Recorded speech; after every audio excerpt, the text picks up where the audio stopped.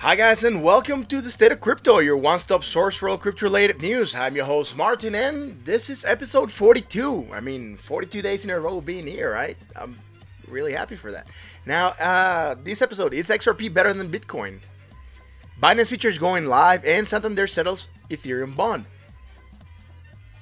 Hey Leighton boy, how's it going? Thank you for being here, man. I really appreciate it. Thank you for tuning in. Yeah, guys, I appreciate each and every one of you that, yeah, XRP, yeah, I like XRP too, yeah, right?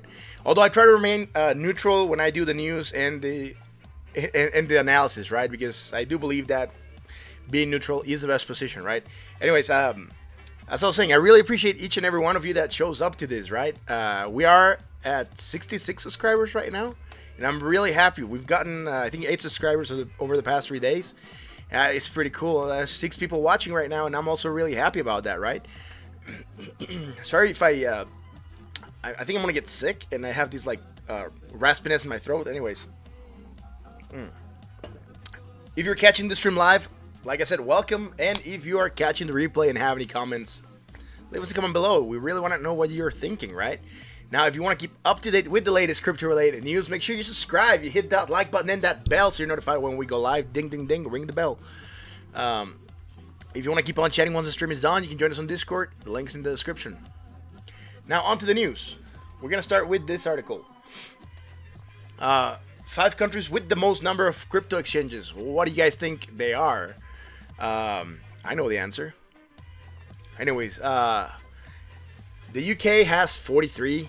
The US has 27, Hong Kong has 22, Singapore 19, Australia has 9, but the real second region for crypto exchanges, based on statistics, is there's actually a unknown, right? It's called worldwide unknown because it's not registered anywhere. It currently has 33 exchanges operating on it with no clear regional affiliation. Now, these centralized exchanges and smaller operations are still attracting interest. And, well, with the number of exchanges that we mentioned is 153. And that's just with those 6 locations, right? Like we were stating in another article, and it's a really fair question. Are we getting oversaturated with exchanges? And I do believe that we are seeing a lot of exchanges, right? It just seems to be popping up every time. I mean, every day there's a new exchange coming out and launching airdrops and promos for people to sign up. I mean, I think we're going to end up getting spread really thin, and then those exchanges are probably going to start failing because they're not going to have enough users or enough liquidity in them for users to be attracted to users, and they're not going to have enough users to make up the fees that they need to earn on rates so that they can be profitable, right? That's happening already in Korea. Some Korean exchanges are in trouble because they're not having volumes moved through the exchange. I have this other article I'm going to show. It's regarding John Bollinger. And if you follow the show, you know we do look at the Bollinger Bands. Now, I'm really not going to go too much into detail. I just like one part of the article because it's something that we have mentioned, right? And it's basically points out that Bitcoin and altcoins are caught in the Bollinger Bands, right? The squeeze. And we've talked about it. We said the Bollinger Bands are contracting. Volatility is not there. We might see an explosion soon, right? When volatility drops, when volume drops, volatility can drop because either price is stagnant, right? And we're starting to get that contraction in the Bollinger Bands, or basically volume is low, right? So we also get that contraction in the Bollinger Bands. Now, well, since that's going to happen, we might get a movement, right? And we've been calling it out in the last couple of shows saying, look, we're seeing this. We believe we might expect a move, right? Anyways, that's just the only part I wanted to cover from this article. If you are in Australia and you use CoinJar, well, the CoinJar app just launched, right? And basically, it's just like the web-based app, but, well, the web-based contract, right? I'm extremely new to crypto. Can break it down? Can I break what part down, man? Sure, I can try to break it down.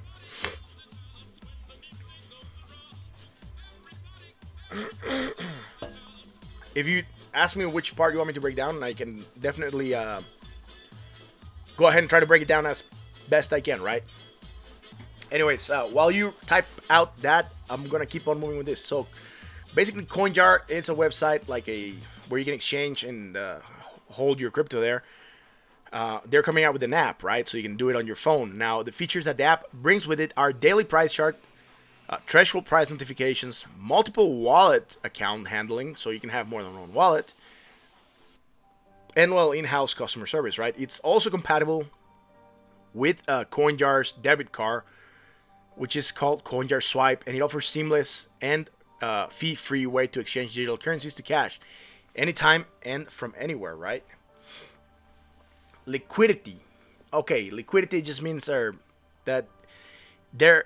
Well, the way I would explain it to you in the basics is that there's enough people buying and selling a token or a coin in an exchange to where you can get into and out of positions quickly, right? Look, imagine that you're in an exchange and there's only 3 people trading in it, and you have a coin and you want to sell it, but no one wants to buy it because it's going down everywhere else. Now, you're not going to be able to sell that coin on that exchange, so you're going to be stuck on your position until someone is willing to buy it, right? So you want to be in exchanges where there's more volume being traded because there's more liquidity in the market, meaning that you can sell it to someone because there's someone that's going to be willing to buy it, right? And that's usually what I would define for you as liquidity, right? There's movement, it's traded frequently and with volumes, so that when you want to do something with it, you can do it, right? It's like if you're holding a gold coin right now and you want to buy something with it, right? Maybe the person you want to sell or you want to buy something from is not going to be able to take it. Now, if you might find someone that's willing to take it, but since he doesn't know where the gold's from, etc., you might be either selling it at a discount for you to be able to get cash for it, right? So liquidity just basically means that there's volume and that there's movement of that coin, right? A lot of people buying it, selling it, accepting it, right? That's how I would define it on the most basics. So that, I mean, if did you get it, or if you have more doubts, man, just like go ahead and go in for them, right? I'll try to answer them the best I can. Anyways, like I was saying, the CoinJar Swipe offers seamless and a fee-free way to exchange digital currencies for cash, right? Anytime from anywhere. Meaning that you can take your card, your debit card that you have linked to your account, and use it to pay stuff, and it'll just discount it out of your holdings, right? Which is not necessarily good, because if it's trading at a lower volume, then you're stuck. Or I mean, at a lower price, then you're stuck, right? You're paying or exchanging your crypto for fiat at a rate that it will likely be determined spot, right? So whatever the exchange is going for right now, that would be spot price. Anyways, yeah, I'm gonna move on to main market. Then we're gonna do news for Bitcoin, then market for Bitcoin, and then same for Ethereum, Ripple, Litecoin, and Binance at the end, right? And if there's something else that we cover, we shall do it after Binance. That's usually how we flow through this show. All right. Let's look at total market cap right now. Yesterday we had a green day, nice money flowing into the market, making 2.08%, right, of market cap, raising money, right? So it closed yesterday at $257 billion, right? $257 billion. Right now it's losing a little bit of money, meaning money is flowing out of the crypto market. 0.47%. It's not a lot, but the day just starting. Remember, for the crypto market, the day closes at 7 p.m. Central, 10 p.m. Eastern, or yeah, I think it's minus plus 5 UTC from here, or minus 5 UTC, sorry. So UTC 0 would be when the market closes, right? Anyways, right now it's sitting at $256.5 billion, right? That's the whole market cap right now. Bitcoin, how much is Bitcoin having of that market? Right now, Bitcoin dominance is at 72%, 72.47 actually. Yesterday, Bitcoin made a nice green day, right? Meaning more money is flowing into Bitcoin. Gaining 0.55%. From an opening of 72.16, closing at 72.55. Right now, it's making a negative day, but the day just started 2 hours ago, so we have the whole day to go. It's sitting at minus 0.11, basically at 72.48, right? Let's go on to the Bitcoin article. I have one Bitcoin article. I think I only got one for today, right? Yeah, it's this one. It's basically on the Van Eck ETF that we covered earlier. If you recall, a couple of episodes ago, we covered the, like I said, the Binance ETF, and they were gonna launch it on a private way, not public. They were trying to circumvent the lock they had, at least momentarily, so that they could get it rolling, right? But it appears that their attempt to demonstrate demand for the Bitcoin ETF from institutional investors was basically failed, right? Because they didn't raise what they needed. Despite their marketing efforts and announcing the sale of its Bitcoin, trust to the qualified investors that they were targeting last week, they basically only raised $40,000, right? So more or less, if we want to round it down for Bitcoin, right, that's how much it would be. There's a small mosquito flying around. Sorry about that. Anyways, it could be because basically, it was private and not public, and they're trying to find a loophole to solve their situation, right? Not having permission from the SEC to launch their ETF. Awesome. Yeah, that's the only article I have for this. So we're gonna go look at Bitcoin. What is happening with Bitcoin on the market right now? Anyways, yesterday we had a nice green day, right? The large candles, so a lot of positive movement, right? Plus 2.59%. Right now it's losing a little bit, 0.57%, sitting at 10,364.20. Let's look at the main chart, right? We are still within that 75 and 100% of that equidistant channel, right? 0, 25, 50, 75, 100. So we are sitting between that 75 and 100. Anyways, let's go look at the other chart, right? We've broken out of the uptrend that we had traced. That's fine. We are basically trailing it, right? We are getting really deep into the structure of the triangle, symmetrical triangle we traced, right? That will be this yellow line here and this green line here. We are still within this downsloping channel that signifies basically this downtrend, right? And we traced another downsloping channel yesterday. We kind of broke it today, but we are going back in, right? We're gonna look at it shortly, closer.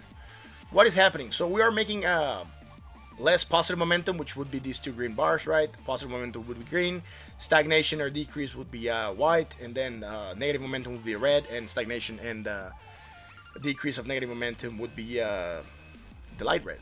Anyways, we're getting the cross over the MACD, over the signal line. No, we got it, sorry. We're still separated right now, not very far. Again, MACD would be the blue line, signal line would be the red line. When we get across, either price momentum shifts, price can go down or up. We are sitting pretty neutral on the RSI at 50.81. Again, 60 to 40 would be neutral, 60 to 70 would be on the bought, and then over 70 would be overbought, right? Then 40 to 30 would be on the sold, but highly on the sold, or yeah, a little high on the sold. And then under 30 would be oversold, right? Anyways, right now, what is going on? So we are sitting above, I think, that 20 MA. I'm trying to zoom in. Yeah, we're sitting above, clear level of that 20 MA. Back into the downsloping channel, right?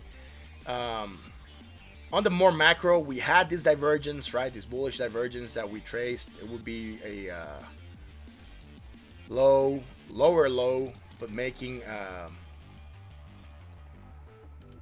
less negative momentum, right? So you're going lower in price, but momentum starting to shift, meaning that it's taking more volume or more people to come in and push this price down, so they get exhausted, right? So you would pop up to the positive. Anyways, let's go on the 4 hours and see what is going on. On the 4 hours, yes, we are back into that downsloping channel. Yesterday we said we could potentially run to the upside, and if we did, it might be short-lived.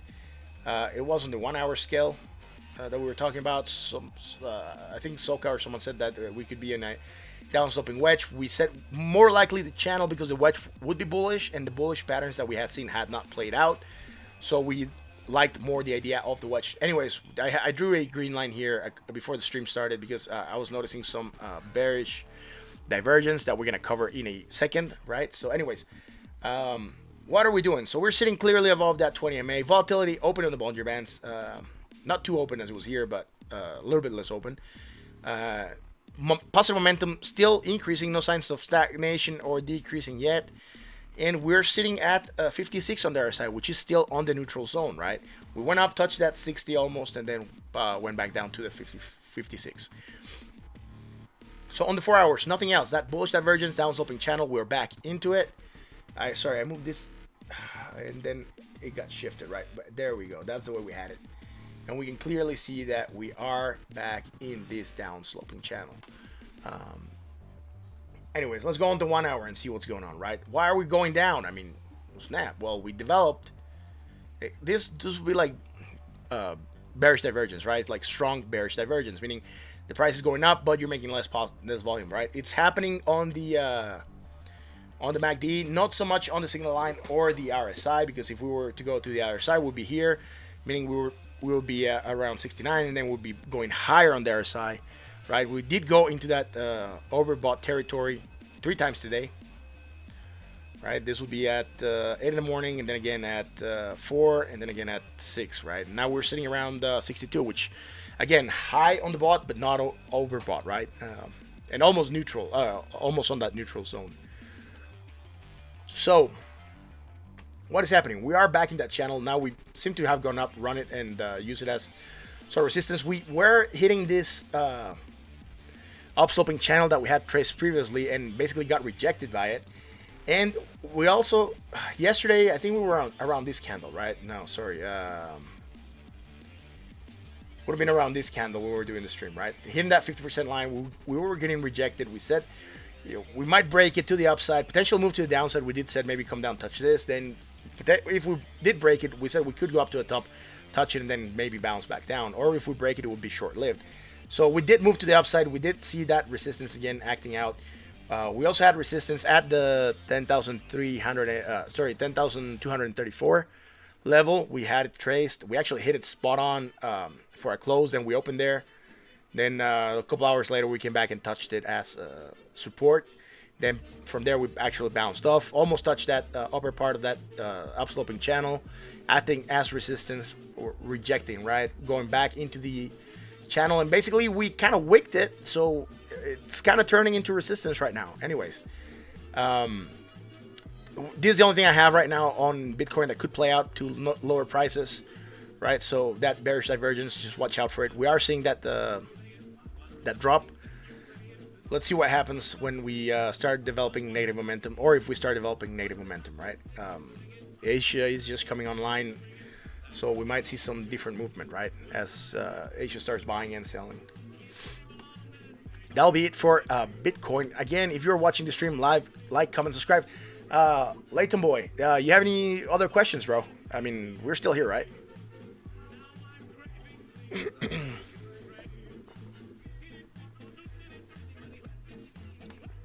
If you're here, while you tap out that question, we're gonna go into the next article.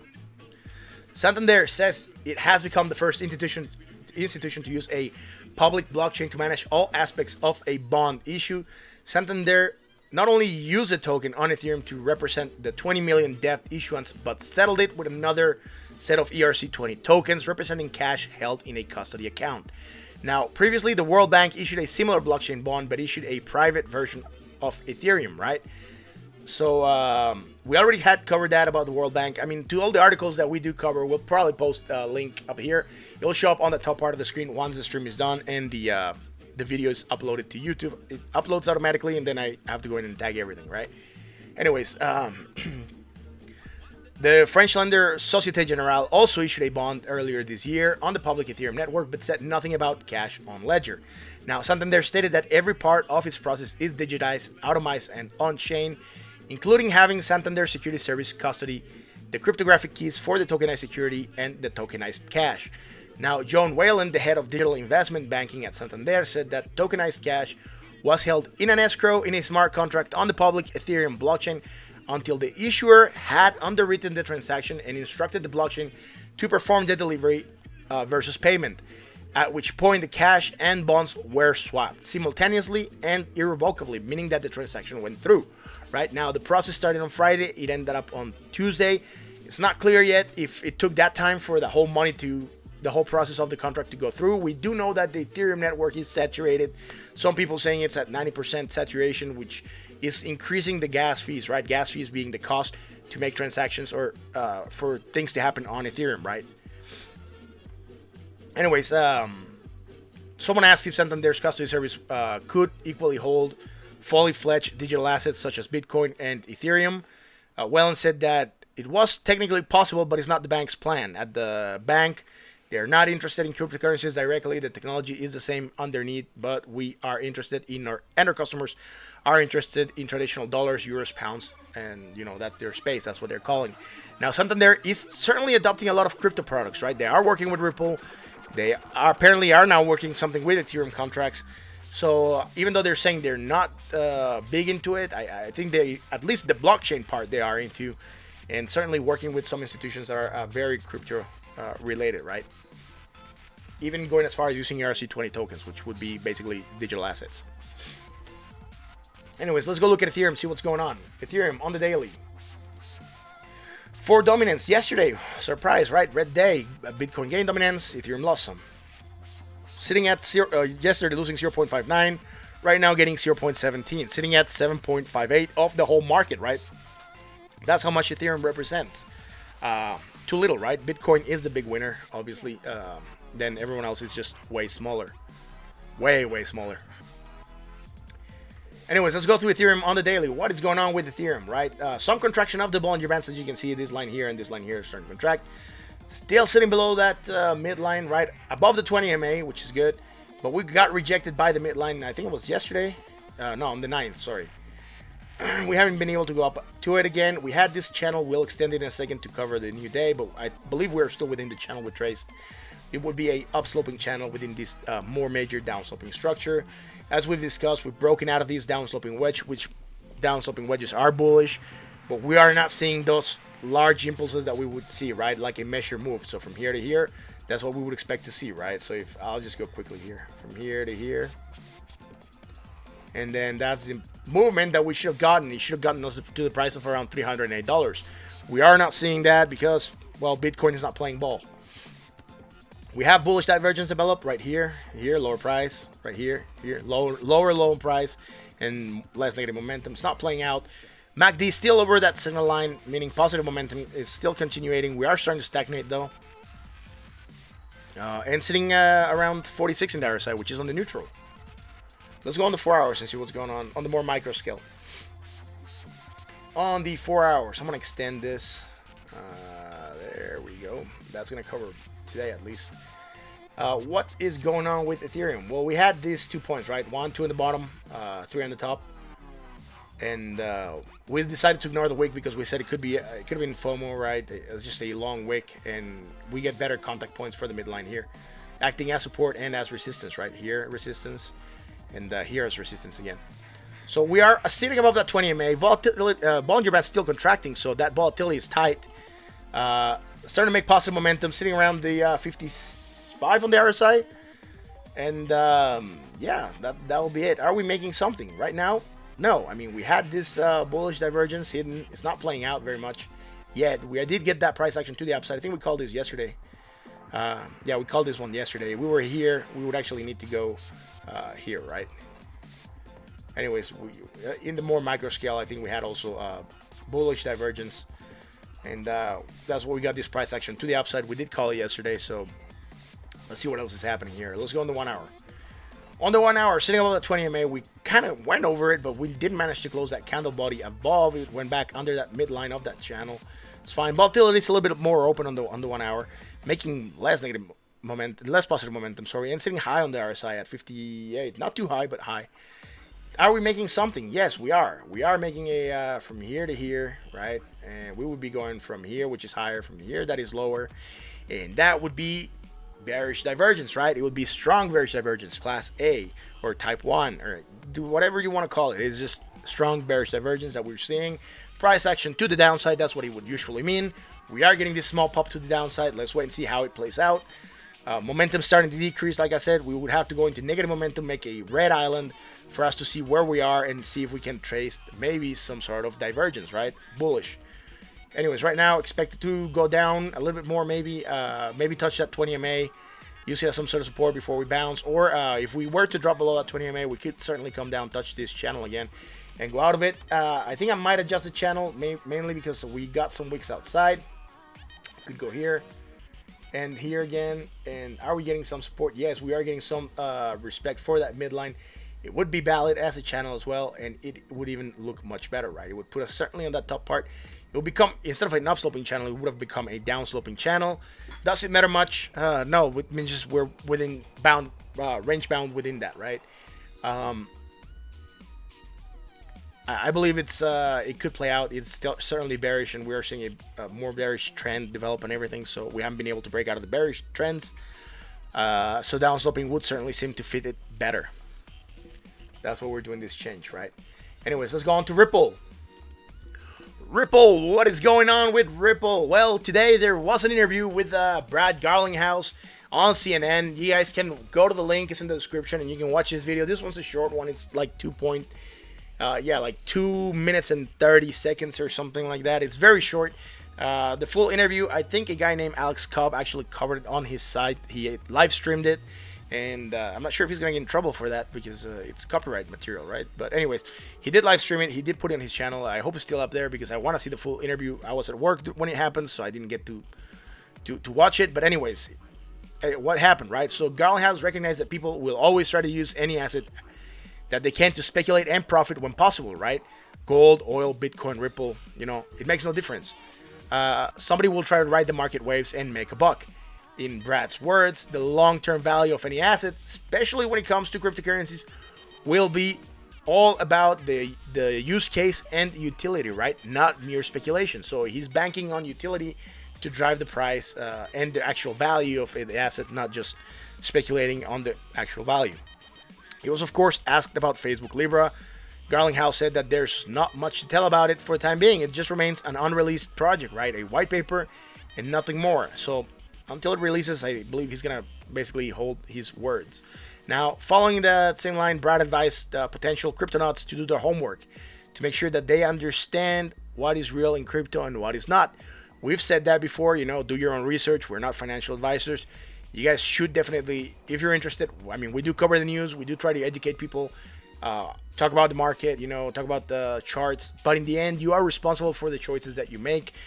No one is better than you to know what risks you are willing to take and, then move on with it, right?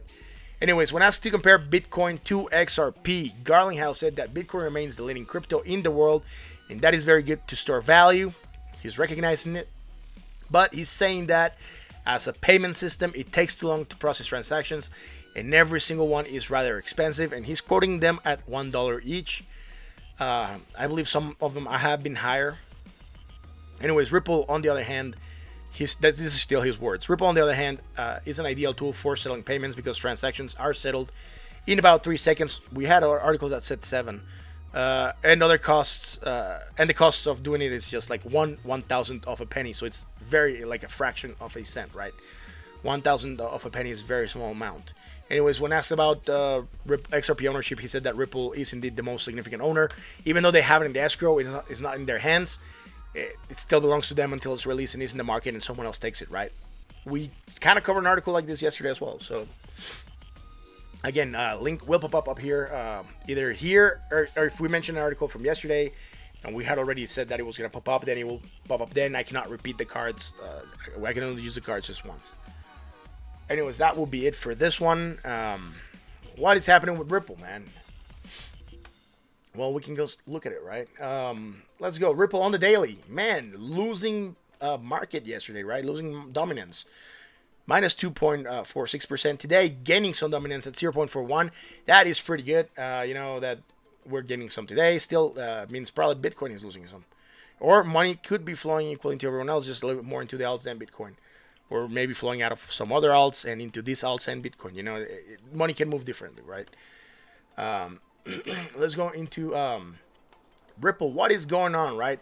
Sitting at 25 cents, or to give you the full number, it would be 0.25401. We are sitting below at 20 MA. We have not been able to go above it and close. And I can't remember how many days we said yesterday. Certainly, we dropped on August the 6th. And since then, we're just been below that 20 MA.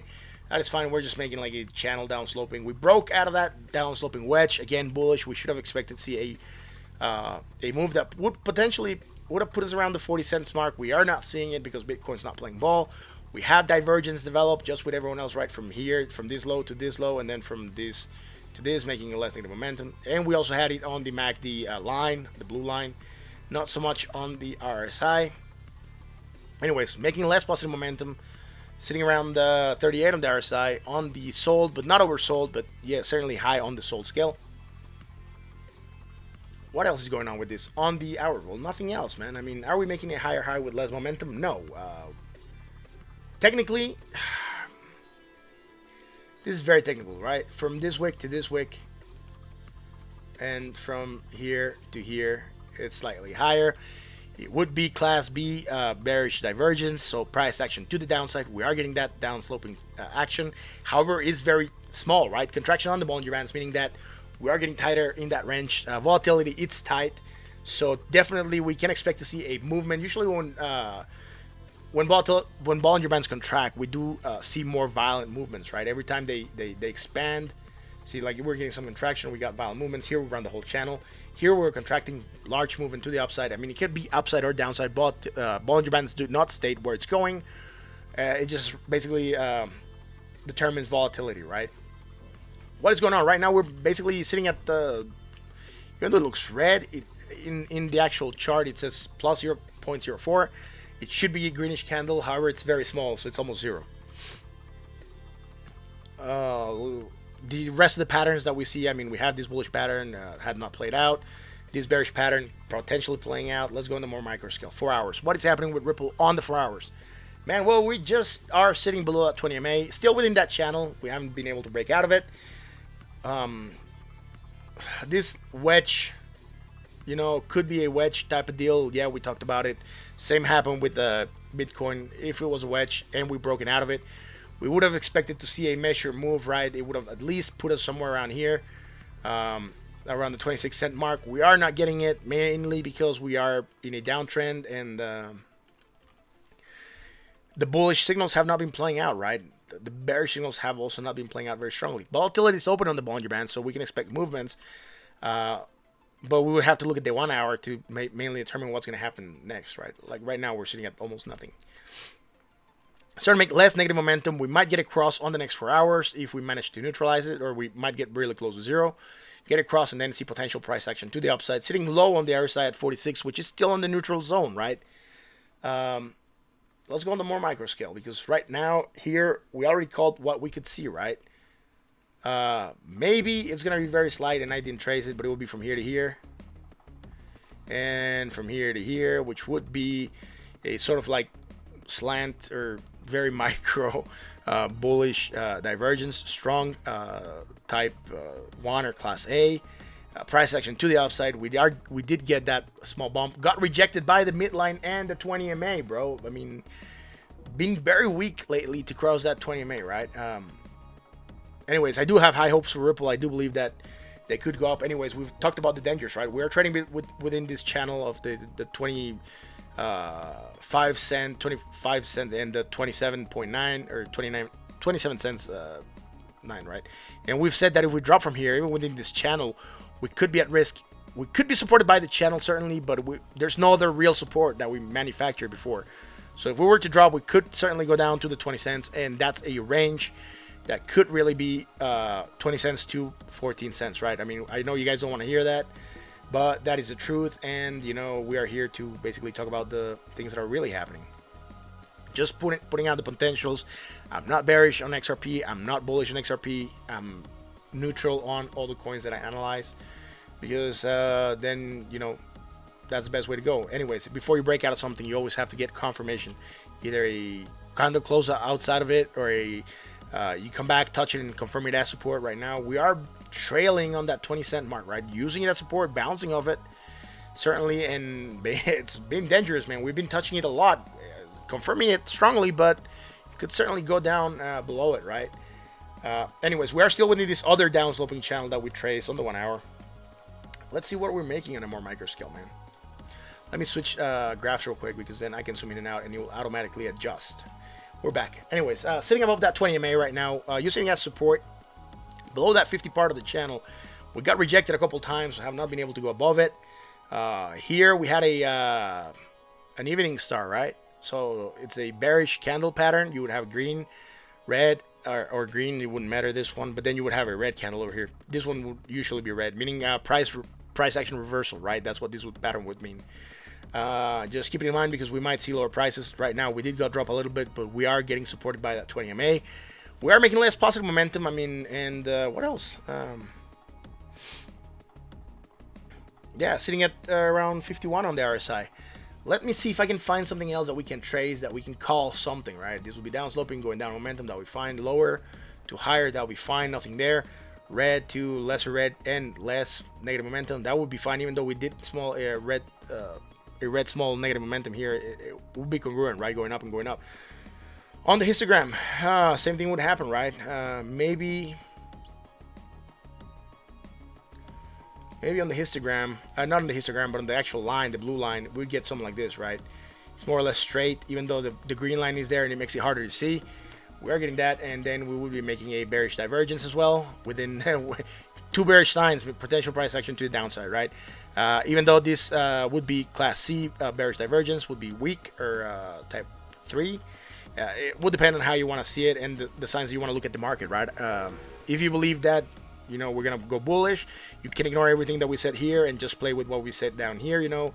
Lower prices, lower negative momentum. We kind of deleted them, but I mean, we could certainly go and put them again, right? It was getting too cluttered to have all these small lines here, from here to here, and from here to here, and then it would be something like from here to here, and from here to here, right? So making strong bullish divergence, but it's not playing out, right? We got this small pop, but it wasn't too much, right? Anyways, what else? Some people were calling for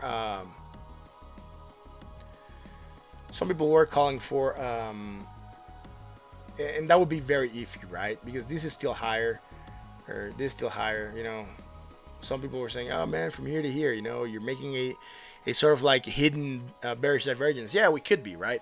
But again, it just depends on what you want to see in the market, how you want to play it, and it could certainly play out, right? This is high, this is low, and you know, we're at different points of the island. We're going opposites, so we're converging, sorta. Still called divergence, but it would be certainly hidden bearish divergence, right? That'll be it for Ripple. Let's see what else. What else is going on with the market, right? We don't have news for Litecoin. I mean, Litecoin has been really weird lately. Not a lot of news actually. So we're just gonna jump straight into Litecoin's dominance. What is happening with Litecoin? Dominance on the daily. Load up chart. There we go. Losing dominance yesterday. How much did we lose? 2.77%. Right now, gaining some dominance. 0.43. Sitting at 1.71% of the whole market, right? So even though it's the fourth largest crypto asset, it's pretty weak still, right? On market cap, I mean. Let's see what is going on, man. We basically broke out of that upsloping channel again. We weren't expecting it to hold. Litecoin has been very weak lately, even though we have developed divergence, right? Like from here to here. Again, it will be bullish. Price action to the upside. It was short-lived. Faced some resistance from this downsloping wedge. We broke out of it, but again, same thing. We are not making higher prices because no one is playing ball with the bullish signs, right? Downsloping wedge would certainly be a bullish sign. Price action to the upside. At least measure move from high to low, and we could go from here to here, or from here to here, however you want to trace it, right? Whatever you want to trace it from, it would be how you would determine your high and your low. Then you would put it here at the breakout point, and that's how high you would go. But these bullish signs are not playing lately, right? So what is going on? Are we making something? Not really right now, right? If we take the week into consideration, then yes, we could be making something, right? From here to here, then from here to here. Again, bearish divergence, right? Yeah, sorta. Not really going down a lot, but maybe if we were here where we're at, it would be kind of like a hidden bearish divergence, but it's not really, I wouldn't want to call it that. Are we making something on the bullish side? Yeah, again, from here to here, a lower low than our previous low and making less negative momentum, bullish sign. Price action to the upside, we covered it, not really seeing it play out. Sitting above that 20 MA, contraction on the Bollinger Bands starting to, we're seeing contraction on the Bollinger Bands. MACD still well over the signal line, and like I said, sitting at 44 on the RSI, not much there. Let's go look at the 4 hours. On the 4 hours, we are outside of that channel. Actually failing to break back into it, right?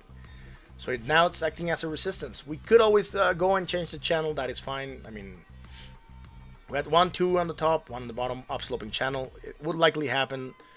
It would likely be the same thing that happened with Ethereum, right? If we go trace it from the bottom, for a channel you need to have at least 3 contact points, right? So we'll get 2 here and 3 here. It will be lightly downsloping, right? Let's see if it holds, right? We need to get some sort of confirmation. So yeah, we get a lot of respect for that midline, right? A lot of resistance, break out above it, below it again, using it as support a little bit, and then basically failing to break into it again. So contraction on the Bollinger Bands on the 4 hours as well, making less negative momentum, sitting at neutral on there at 49. It's almost 50, right? What's happening here? Are we doing something? Well, not really. I mean, very, very micro. Again, it will be something like this, and from here to here, some kind of like, you know, hidden bullish divergence, right? But not really playing out much. Again, just keep in mind, it would also happen on the RSI, right, from here to here. Other than that, not really much going on. We were sitting below that signal line below, or sorry, MACD below the signal line. Again, negative momentum continuation, but decreasing, right? Let's go on the 1 hour.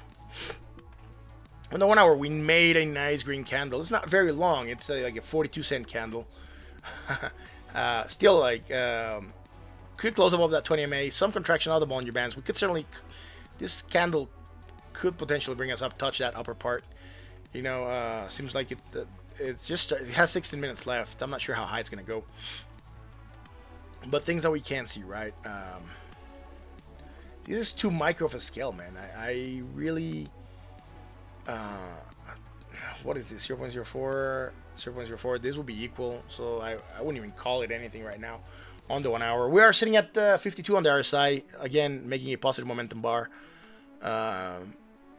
Let's see. This I wouldn't call anything right now. I would actually wait for a little bit more to develop and then call something out on it.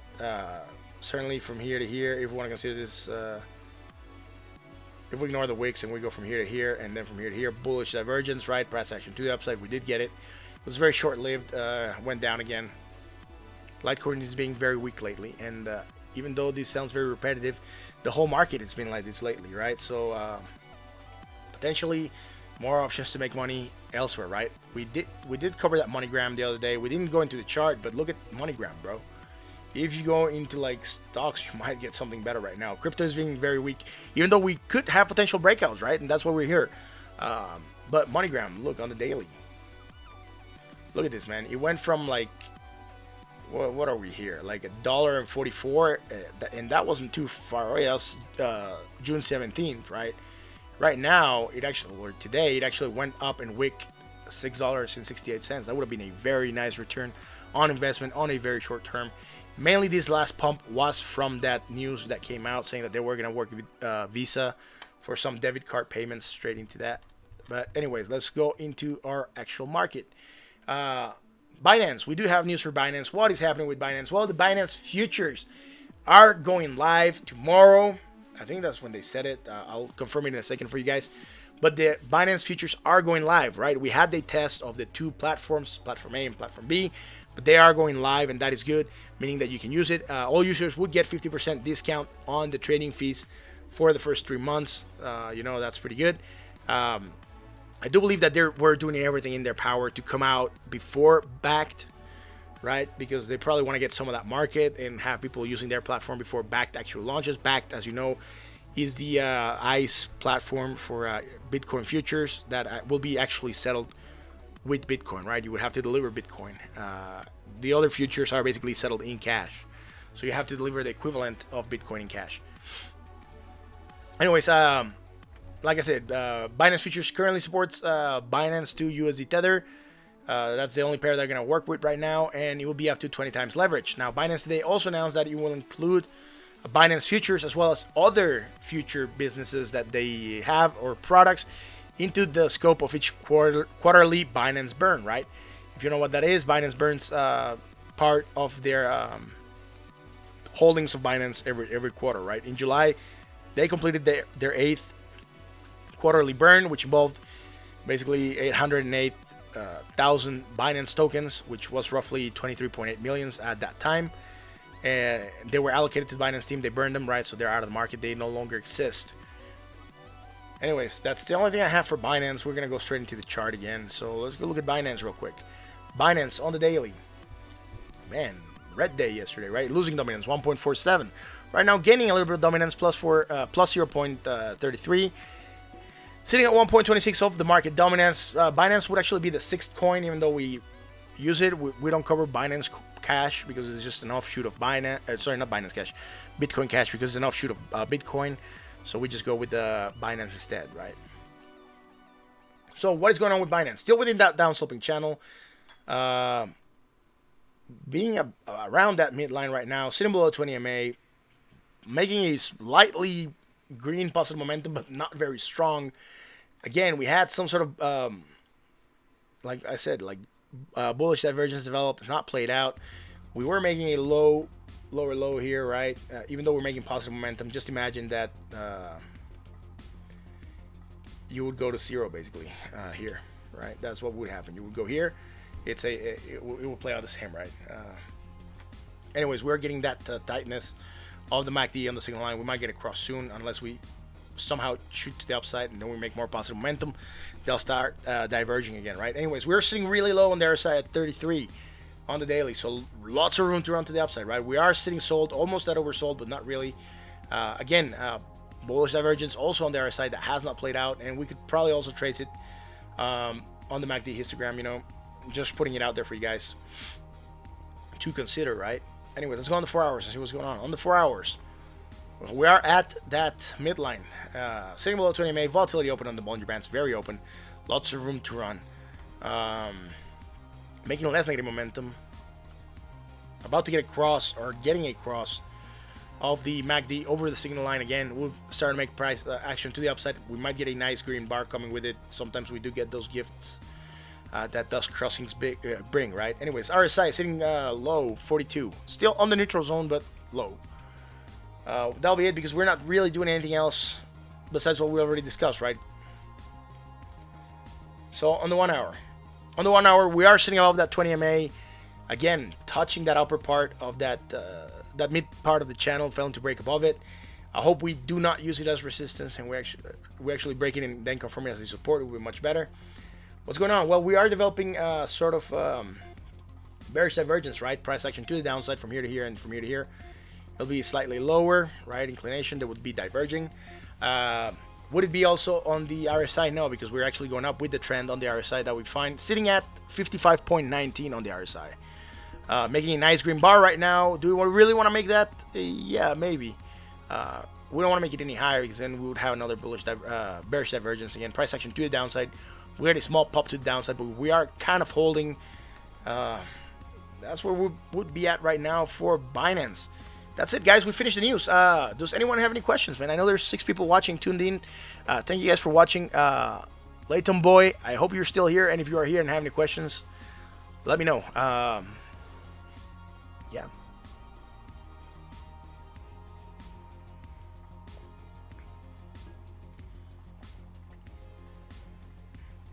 There's like a 20-second delay between what I say and when it comes down your stream, and then there's a slight delay when you type and it comes in, so just bear with me with that. Anyways, yeah,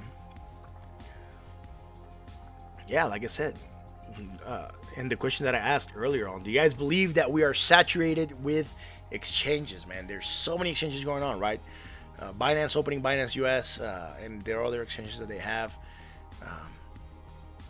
A lot of people doing stuff, right? A lot of exchanges out there. Again, the more diversified that we are with in between exchanges, the more illiquid there will be, the harder it will make it for people to get out of positions, right? And for the exchanges to survive. Anyways, if there are no questions, I would actually go ahead and we'll call it a night for the stream.